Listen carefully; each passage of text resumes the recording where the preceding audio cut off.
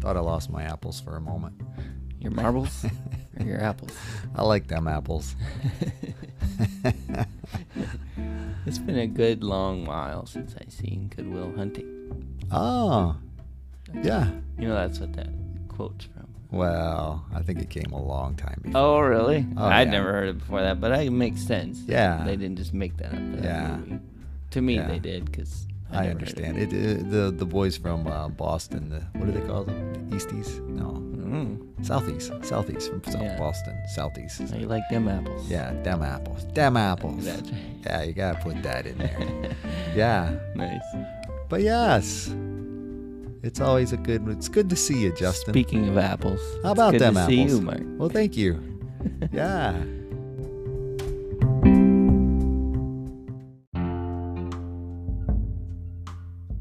Welcome to How I See It with me, Mark Pratt, and Justin Sternberg. This is a podcast that works to counter cultural polarization through thoughtful conversations.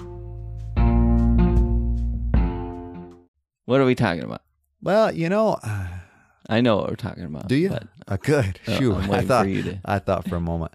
I was, most of these topics, I'd say, probably come out of a aha moment of some type. Realistic. I think I know, yeah. Yeah, because I think, we live our lives, and I think at times, we can fall into a complacency when we're just doing the daily grind day after day and that kind of thing. And it was just it was interesting for me because I heard a sermon this weekend, and it was just it was a moment of conviction for me. And it got me to thinking about spirituality, because I think our culture, and myself, we tend to see it a lot around us, this aspect of coexist, the yin and the yang, that there's this spiritual dynamic of good and evil that's always in balance, this aspect of what we might call dualism, you know what I mean, where there's two equal parts and they're just vying against one another, but yet eternal struggle of good and evil, and but it's in every movie basically. Yes, and I think Disney movie anyway. Yes, yeah. and I have to admit, I think in some ways, even and it made me think about some of the discussions we've had, even in the concept of the stick. That there's this aspect of dualism where one is opposed to the other, but yet they complete each other in some kind of harmonious way. You follow me? And that's not a judgment on that model. Wait, you were supposed to say no offense. Offense taken, Mark. But it I'm gonna get my stick out. You got offended, and I didn't even have to say no offense. See, that's why I say it. I was waiting for it. I'm learning. I'm working on it. But I think, I was just reminded of how our desire for balance and, just this dualistic mindset that, everything has an equal and opposite.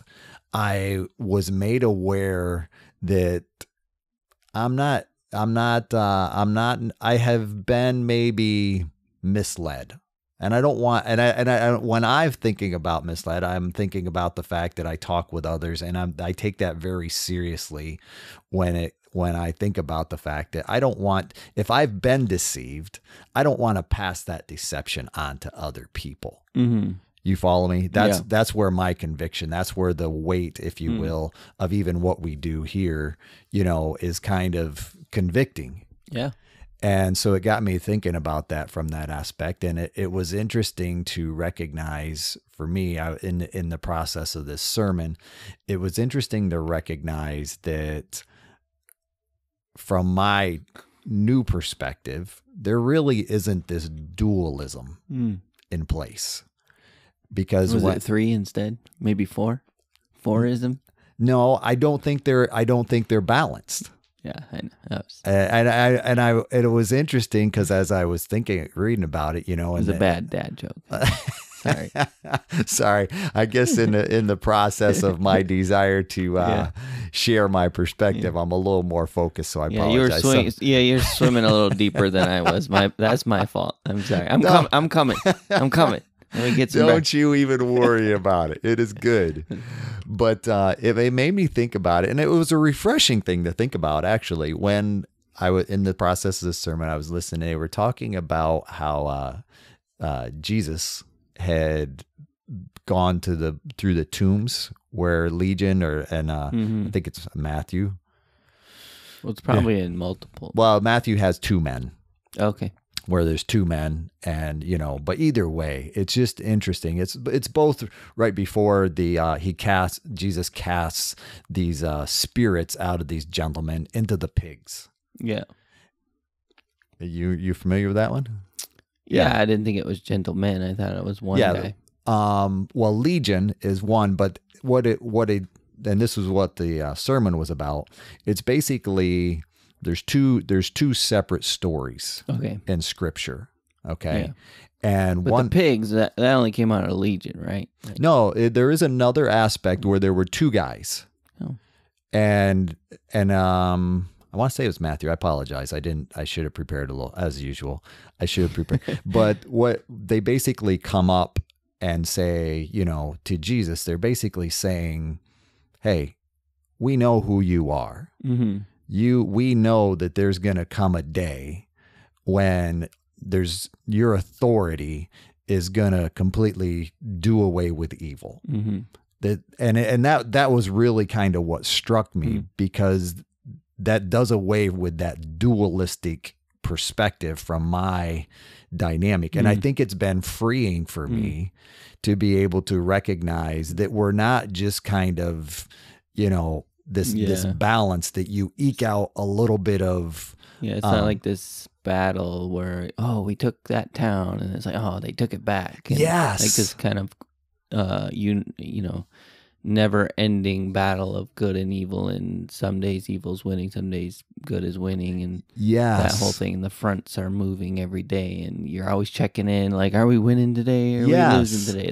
That kind of idea, right? Yes, very much so. That kind of idea, and and I think that's what I desire, to offer people that I talk with, and I think part of my job, I wrestle with individuals from a spiritualistic perspective based on where they're coming from. Not everybody talks with me as a Christian, that kind of thing.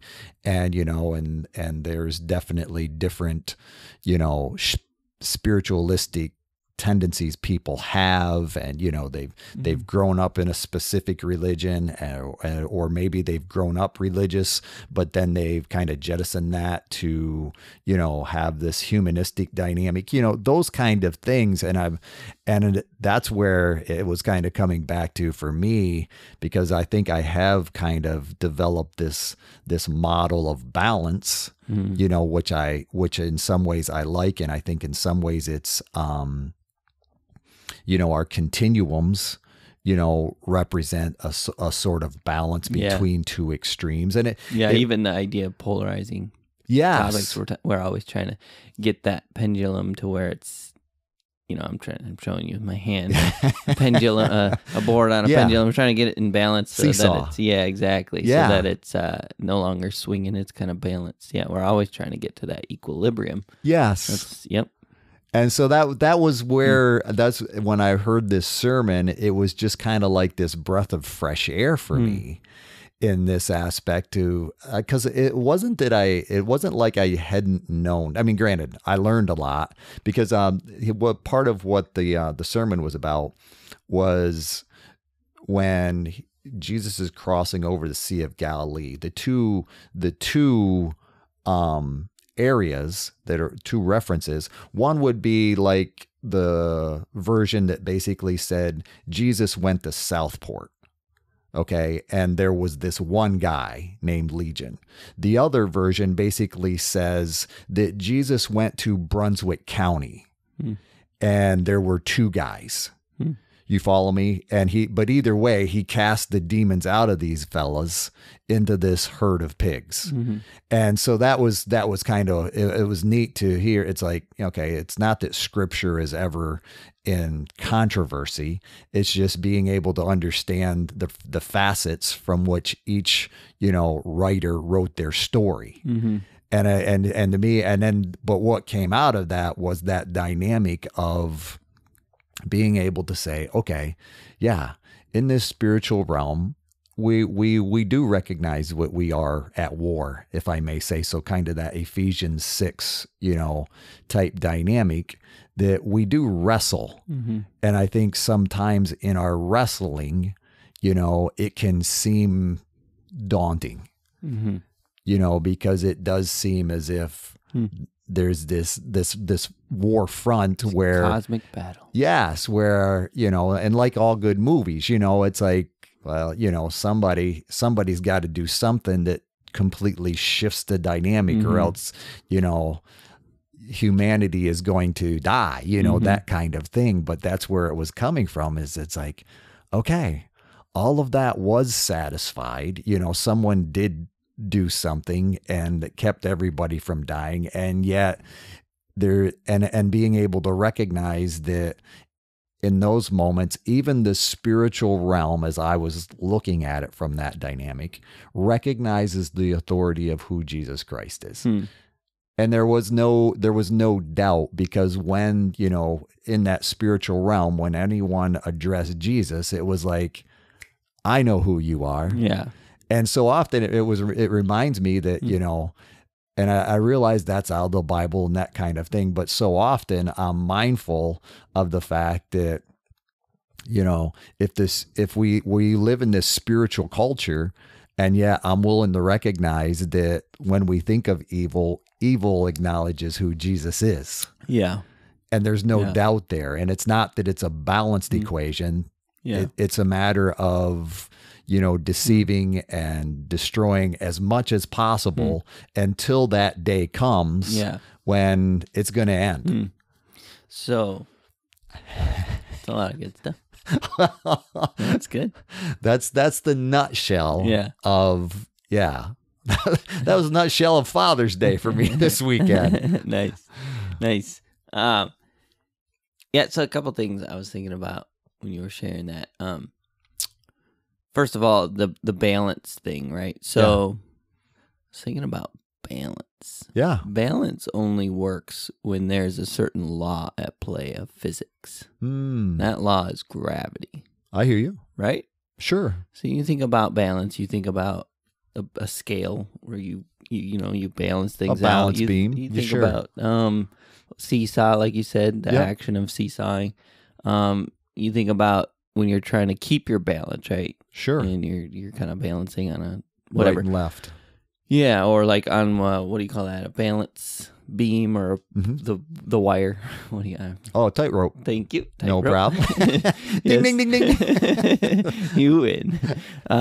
Any of those aspects, and none of those will work if you just go up about 5 miles, right? Sure. From our atmosphere. I don't know how.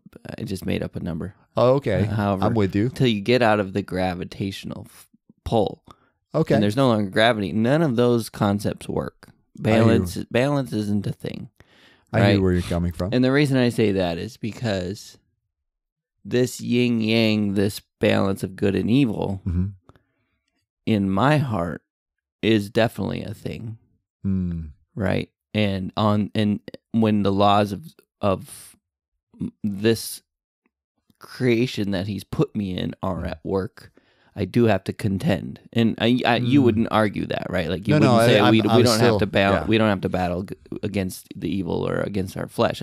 I know that's not your point at all. You're making an awesome point, which I'm trying to get to as well. That's okay. Which is when you zoom out, to a universal level, balance is a silly thing.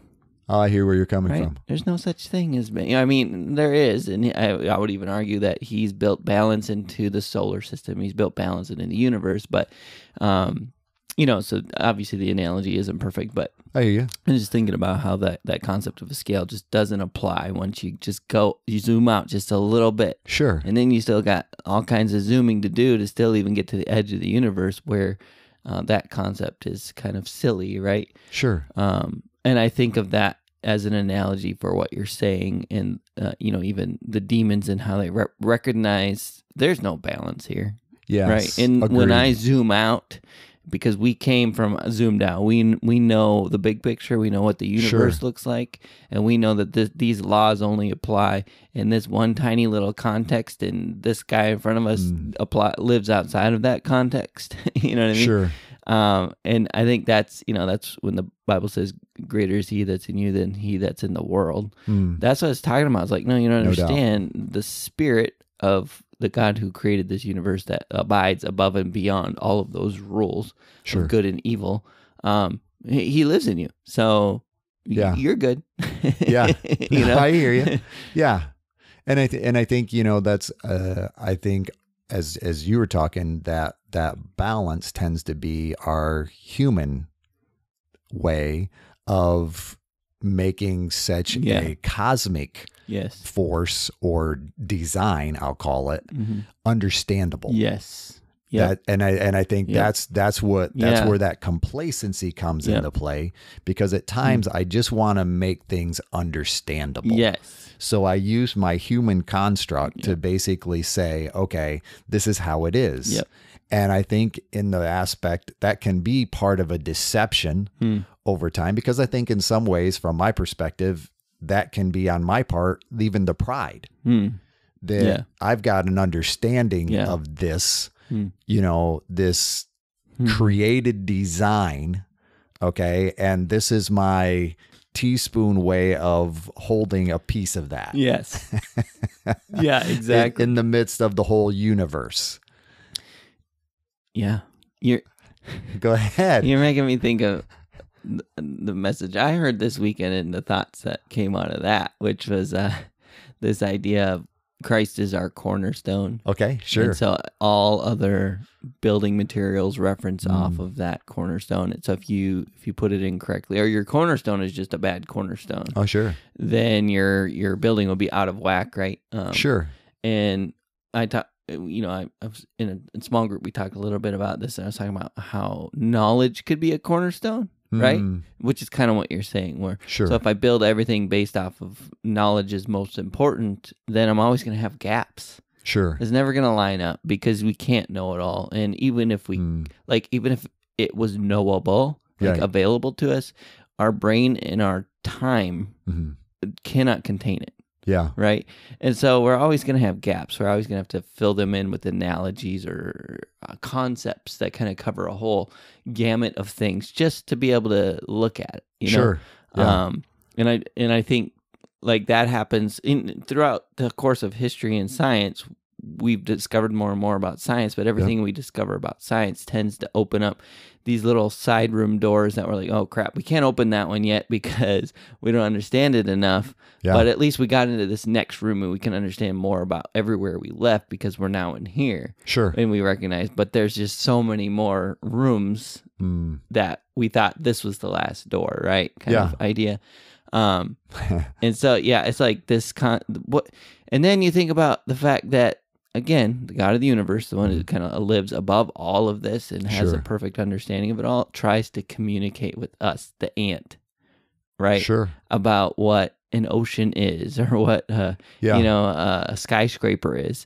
Yep. And because we can't possibly conceptualize what a skyscraper is, he uses words like, it's kind of like a big stick.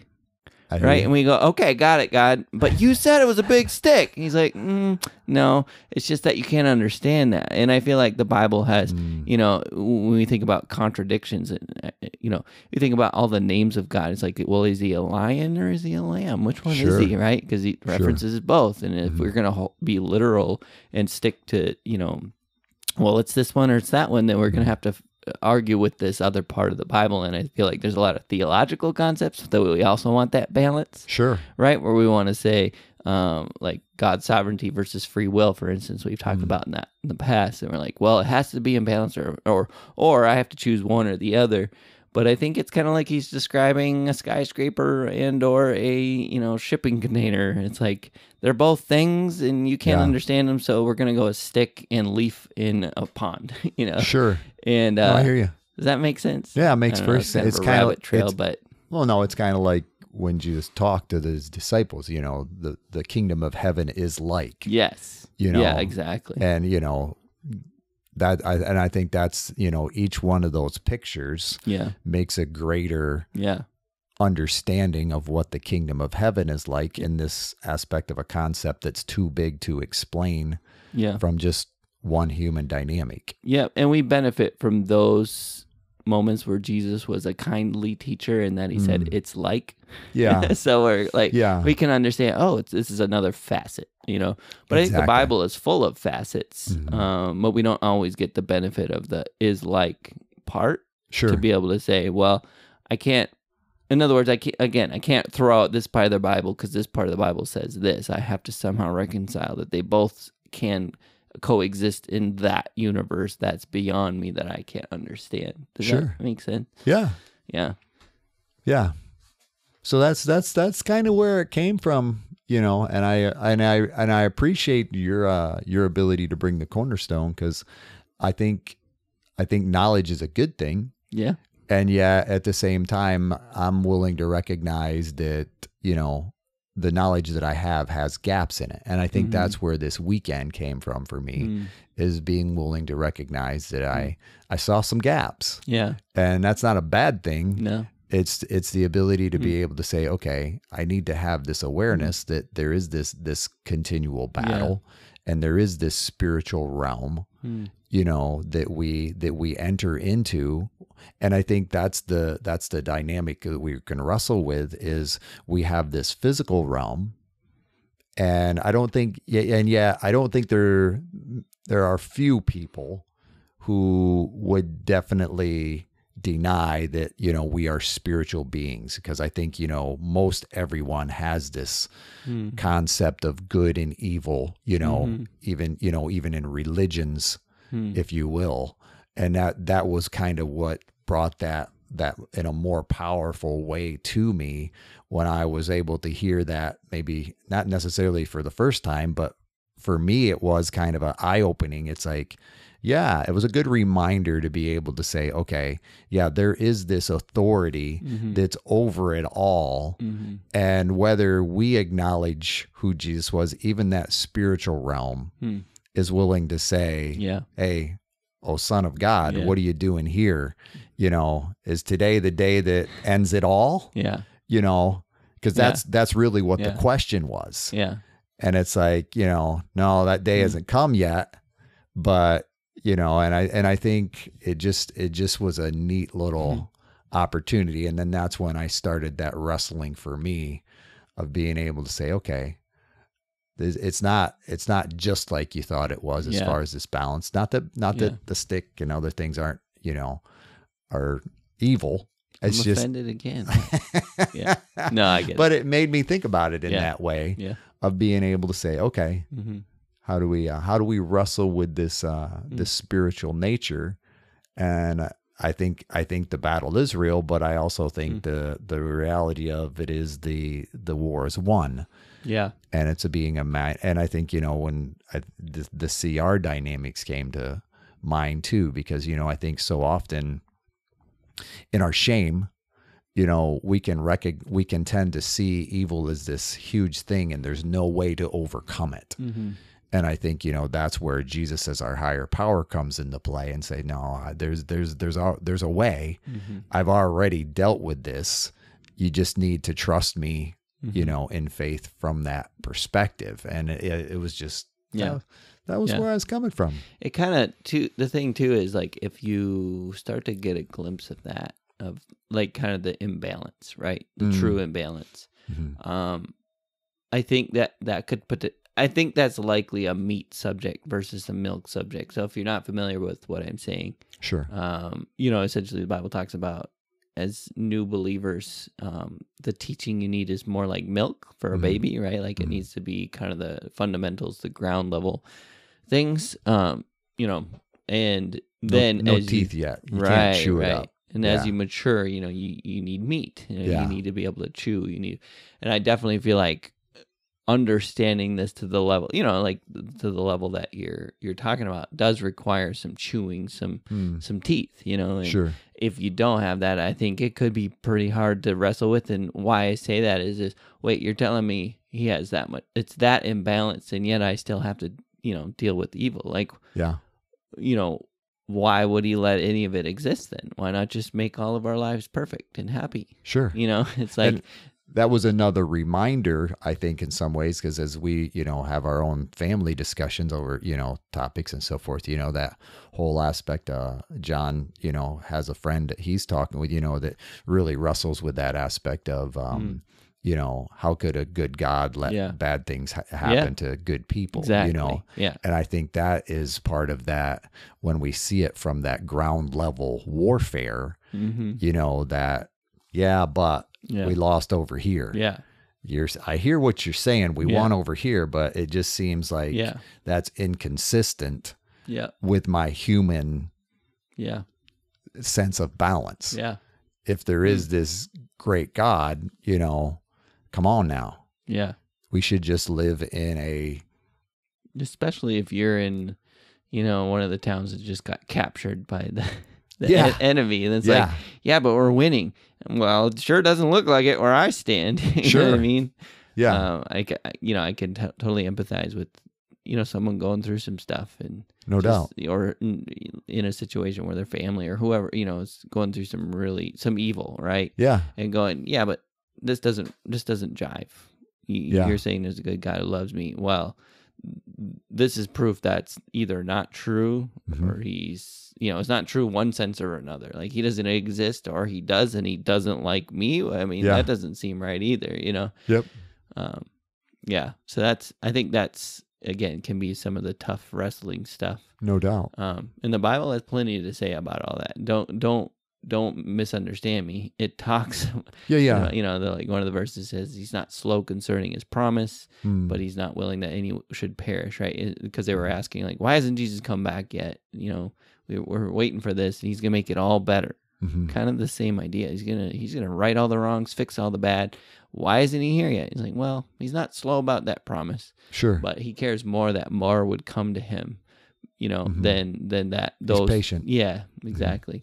And so that the Bible has plenty to say about the concepts of those things. And even Paul talks about in Romans 9, like, you might ask these questions, but it's like asking a potter why he formed the clay the way he did. It's like, well, you're clay. You can't understand the purpose, Yeah. And I think understanding good versus evil requires a view that we cannot have, and therefore we have to trust the one that has the view that we cannot have, right? Sure. We have to be so zoomed out at a universal level to understand it that we cannot do that, and therefore we have to rely on him. You know, it requires faith. I mean, that he's never going to remove that requirement from this journey, right? Doubt. Sure. And to the degree that that's what Hebrews 11 talks about. It says, by faith, you know, these people, we'll see the kingdom of heaven. It has to do with the fact that faith is the requirement. Sure. You know?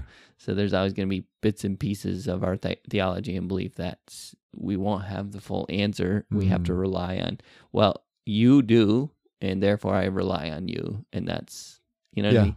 Yeah. And even that faith is a gift that's given for those who want to accept it very much, in that concept of, being able to recognize that, it's not something we have to muster up. It's something that's even provided. Yeah. And if to the degree that we have the ability to choose it when we see that opportunity is a provision. So it's just, And I think here again, as I was thinking about, spiritualism in our world, I think if we're trying, I think so often what can derail us, maybe in some ways, is this ability to create heaven on earth type dynamic, to where if this is the best that it gets, this isn't very good on certain days. Yeah. And that can be discouraging because I'm striving, I'm working, and granted, even as I say those things from my perspective, I recognize that's quite often where it comes from is my pride. I want to do it my way, and I don't always necessarily consider, that I could be deceived in some way that's saying, okay, it's about right now. Mm-hmm. It's about what I can build up right now. It's about the things that I can establish now. And, it doesn't take too awful long to think about it in that context of, okay, there's a lot of people that tried to make it here on earth, and that's not what God talks with us about. It's like seek first the kingdom of heaven and those kind of things. So, yeah. Yeah. And yeah. You chewing on something? Yeah, I kind of lost my thought actually. That's all right. You pulled your phone out, and you were going to look. Megan wasn't needing me, and oh, okay, I got you. I thought it wasn't Megan, and I was trying to figure out what it was, and then poof, that thought was gone. So this is why Mark doesn't look at his phone. He's a smart man. It's all good. Yeah, it's about being present in the moment, and I understand where you're coming from. That's right. Because if it was Megan, we'd want to know. Yeah. Well. Yeah. Yeah, we're going on vacation tomorrow, so if there's there's needs that you might need. Yeah. Yeah. We're excited about that. That's why we're recording on a Tuesday, which seems so wrong. It does seem seems a little off. Yes, definitely changing my my disciplines for the week, but that's all right. Yeah. It's good. That's true. That's hard for you. I can do it. Look at you. You're here. Yeah. You're ready. And you brought your own subject. Well, it was good. So yeah. Thank you for sharing that, Mark. No problem. Yes. So that being said, this is how we see it. He was giving me a little space to see if that thought would come back. Yeah. It didn't. Yeah. So, but that was good stuff. I appreciate it. No problem. Happy to share. Hey, thank you for listening to our podcast. If you like How I See It, please do all the things that podcasts tell you to do. Subscribe, rate, review, follow us, and or talk nicely about us on social media. If you want to reach out, the email is us@howiseeit.click. Yep, I said .click, as in .click. Please tell your friends about this show, and we'll see you on the next one.